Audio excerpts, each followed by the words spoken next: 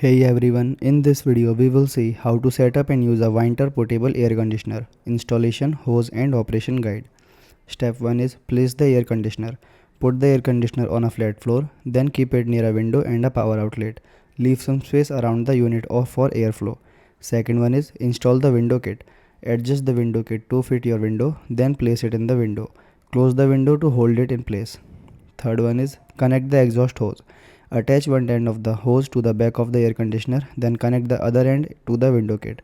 Keep the hose as short as straight as possible. Fourth one is connect the intake hose. Attach the intake hose to the back of the unit, then connect to other end to the window kit. Fifth one is plug in the unit. Plug the power cord into a wall outlet, then do not use an extension cord. Then turn on the air conditioner. Press the power button to start the unit. Choose a mode. Press the mode button, select cool, fan, dry or heat. Then set the temperature. Press the plus or minus button to choose your preferred temperature.